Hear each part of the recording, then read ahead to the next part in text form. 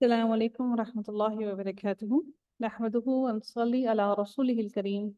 أما بعد فأعوذ بالله من الشيطان الرجيم. بسم الله الرحمن الرحيم. رب اشرح لي صدري ويسر لي أمري واحلل عقدة من لساني يفقهوا قولي. ربنا زدنا علما اللهم فقهنا في الدين آمین یا رب العالمین.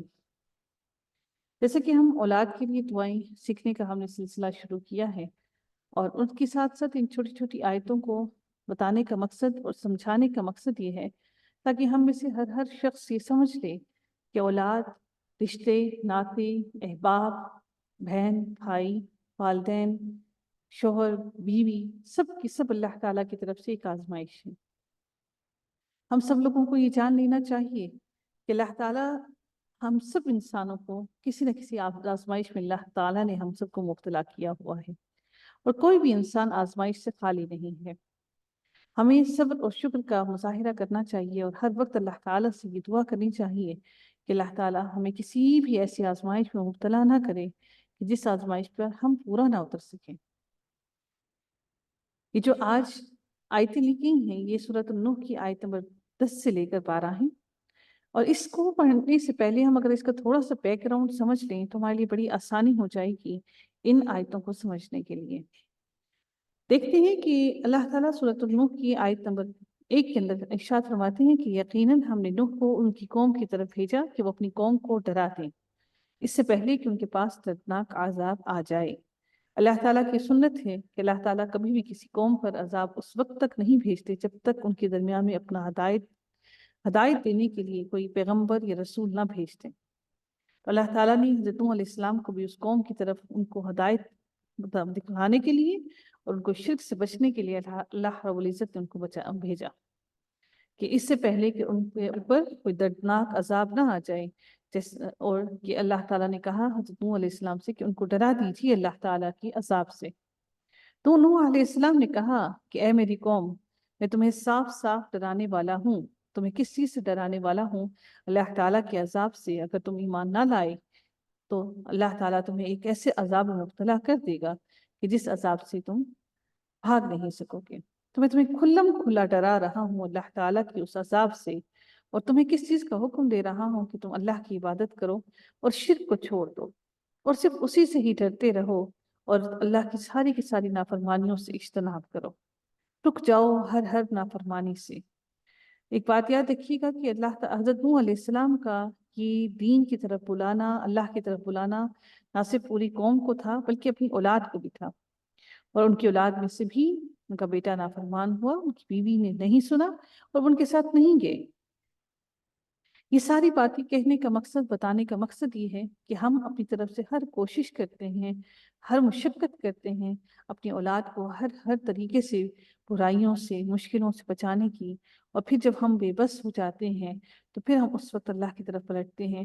ہمیں چاہیے کہ ہم شروع سے ہی اللہ کی طرف پلٹیں، اور ہمیں چاہیے کہ ہم اللہ سے ہر وقت دعا کریں کہ اللہ تعالیٰ ہماری اولاد کو راہ راست پر رکھے اور ان سب کو ہدایت عطا فرمائے. اور انہوں نے کہا کہ میری اطاعت کرو اور میرا کہنا مانو کہ میں تمہاری طرف اللہ تعالیٰ کا رسول اور نمائندہ بن کر آیا ہوں، کہ میں نمائندگی کر رہا ہوں اس چیز کی جو اللہ تعالیٰ نے میری طرف تمہارے لیے بھیجی ہے.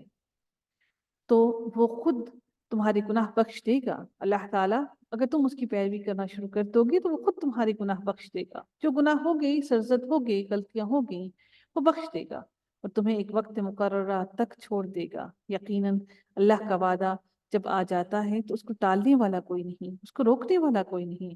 کاش کہ تم سمجھ جاتے.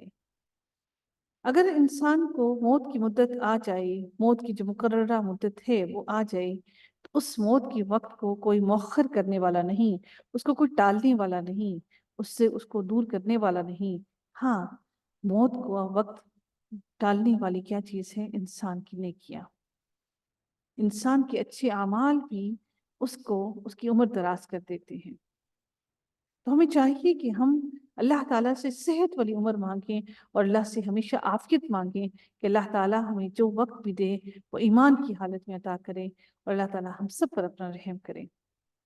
اس کے بعد اگلی آیت کے اندر نوح علیہ السلام نے کہا کہ اے میرے پروردگار، میں نے اپنی قوم کو رات دن تیری طرف بلایا بالکل ایسے ہی جس طرح سے ہم اپنے اولاد کو دن رات مشقت کرتے ہیں ان کو اللہ کی طرف بلانے کے لیے، ان کو مشقت کرتے ہیں راہ راست پر لانے کے لیے، مشقت اٹھاتے ہیں اپنی اولاد کو پڑھانے کے لیے، اس قوم کے اندر سارے فالوور شامل ہیں، ان میں حضرت نوح علیہ السلام کی اولاد، ان کی بیوی، بچے سب شامل ہیں۔ تو انہوں نے کیا کہا کہ اے اللہ، اے میرے پروردگار، میں نے اپنی قوم کو دن رات تیری طرف بلایا، اور مگر میرے بلانے سے ہی لوگ اور زیادہ بھاگنے لگے۔ ہم دیکھتے ہیں کہ ہم اپنی اولاد کو جب کسی بات کی طرف بلاتے ہیں، ہم جب اپنی اولاد کو کوئی راہ راست بتانا چاہتے ہیں تو وہ اور زیادہ دور بھاگنا شروع کر دیتی ہے، وہ ہماری پکار سے مضطرب ہو جاتے ہیں، بھاگتے ہیں، اور وہ پریشان ہوتے ہیں، ہمارے پاس بیٹھنا پسند نہیں کرتے۔ تو یہاں اس سے ایک بات یاد رکھیے گا کہ جب کوئی قوم گمراہی کے آخری کنارے پر پہنچ جائے تو پھر اس کا یہی حال ہوتا ہے کہ اسے جتنا اللہ کی طرف بلایا جائے اس سے اتنا ہی دور بھاگتی ہے، آپ کی باتوں کو اگنور کرتی ہے، مذاق اڑاتی ہے، کانوں کے پاس سے وہ باتیں سنائی بھی نہیں دیتی ان کو۔ تو یہی حال اس آیت نمبر 6 کے اندر، سورہ نوح کے اندر بھی یہی بیان کیا گیا۔ یہی حال حضرت نوح علیہ السلام کی اولاد کا بھی، ان کے بیٹے کا بھی، وہ جتنا ان کو دین کی طرف بلاتے، اللہ کی طرف بلاتے، وہ اتنا دور بھاگتا اپنے باپ سے۔ اگلی آیت میں اللہ تعالیٰ ارشاد فرماتے ہیں کہ میں نے جب کبھی انہیں تیری بخشش کے لیے بلایا، حضرت نوح علیہ السلام کہتے ہیں کہ میں نے جب کبھی انہیں تیری بخشش کے لیے بلایا، انہوں نے اپنی انگلیاں اپنے کانوں میں ڈال دیں۔ بالکل ایسے ہی جیسے آج ہمارے بچے کانوں میں ہیڈ فون لگا لیتے ہیں، بالکل ایسے ہی جیسے بچے اٹھ کر چلے جاتے ہیں اور اپنے کپڑوں کو اوڑھ لیا اور اڑ گئے۔ اللہ اکبر، کہ اپنے منہ پر اپنے، جیسے آج بچے لحاف اوڑھ لیتے ہیں اور پھر بڑا تکبر کیا، یہ تکبر ہی ہے نا، وَأَصَرُّوا وَاسْتَكْبَرُوا اسْتِكْبَارًا، یہ تکبر ہی ہے، اور تکبر کرنے کے بعد اس پر اصرار بھی کیا اور وہ کفر میں اتنے بڑھ گئے۔ آج یہ ساری مسائل، یہ ساری پریشانیاں ہم سب مائیں دیکھ رہی ہیں، ہم سب مائیں اس کو فیس کر رہی ہیں۔ اب یہ دیکھیے کہ ایک ایک حرف کو کھول کھول کر بیان کیا گیا ہے قرآن کے اندر، کہ کس طرح سے اولاد پہلے کانوں میں انگلیاں ٹھونستی ہیں، پھر کپڑوں سے اپنے منہ کو ڈھانپ لیتے ہیں، اور پھر وہاں سے اٹھ کھڑے ہوتے ہیں اور تکبر کرتے ہیں، اور پھر اس پر اصرار بھی کرتے ہیں کہ ہم جو کر رہے ہیں وہ درست ہے، وہ غلط نہیں ہے، آپ کو کیا معلوم ہے اس چیز کا؟ پھر میں نے انہیں بآواز بلند کہا، حضرت نوح علیہ السلام کہتے ہیں پھر میں نے انہیں بآواز بلند کہا، بے شک میں نے ان کو اعلانیہ بھی کہا اور چپکے چپکے بھی تیری طرف بلایا، کہ اللہ کی طرف بلایا، اپنی اولاد کو بھی، اپنی قوم کو بھی، بار بار ان کو اللہ کی طرف بلایا، ان کو بار بار دعوت دی، مجلسوں میں بھی کہا، لوگوں کے سامنے بھی کہا، اور چپکے چپکے اکیلے اکیلے میں بھی ان کو دعوت دی تاکہ وہ تیرا پیغام سن لیں۔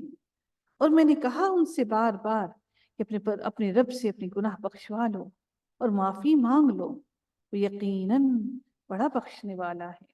فَقُلْتُ اسْتَغْفِرُوا رَبَّكُمْ، پھر میں نے کہا فَقُلْتُ اسْتَغْفِرُوا، استغفروا یعنی کہ بخشش مانگو، ربکم اپنے رب سے، انہو کان غفارا، کہ بے شک وہ بڑا بخشنے والا ہے، یرسل السماء علیکم مدرارا، اور وہ اس سے جب تم معافی مانگو گے تو وہ تم پر آسمان کو خوب برستا ہوا چھوڑ دے گا، یعنی کہ وہ تم پر آسمان سے بارش برسائے گا۔ یہ آیت بعض علماء اس آیت کی وجہ اسی آیت کو اس وجہ سے نماز استسقاء میں پڑھنے کو مستحب سمجھتے ہیں، اور ایک راوی ہے کہ حضرت عمر بھی ایک مرتبہ نماز استسقاء کے لیے ممبر پر چڑھے تو صرف آیات استغفار پڑھ کر ممبر سے اتر آئی، اور ان آیات استغفار کے اندر انہوں نے یہ آیات بھی پڑھی، اور اتر آئے اور فرمایا کہ میں نے بارش کے ان راستوں سے طلب کیا ہے جو آسمانوں میں ہیں، جن سے بارش زمین پر اترتی ہے۔ یرسل السماء علیکم مدرارا، یعنی کہ بھیجے گا تم پر آسمان کو خوب برسنے والا، آسمان سے خوب برسنے والی بارش تم پر بھیجے گا۔ اور وہ آسمان کو تمہارے لیے برسنے والی بارش اور نفع بخش بارش بنا کر بھیجے گا۔ کب؟ تب جب کہ تم اللہ سے استغفار کرو گے، معافی مانگو گے۔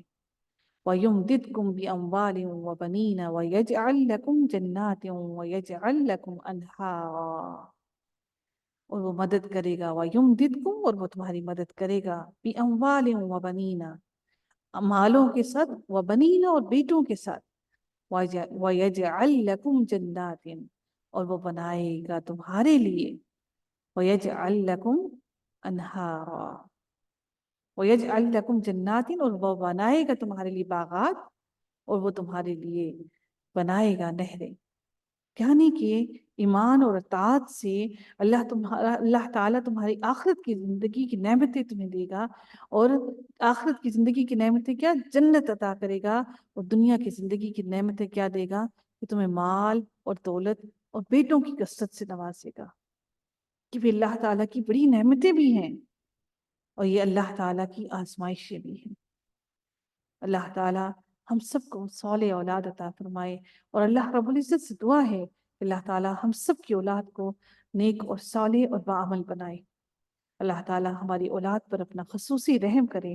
وآخر دعوانا ان الحمد للہ رب العالمین، صلی اللہ تعالی علی خیرہ خلقہ اجمعین، برحمتک یا ارحم الراحمین۔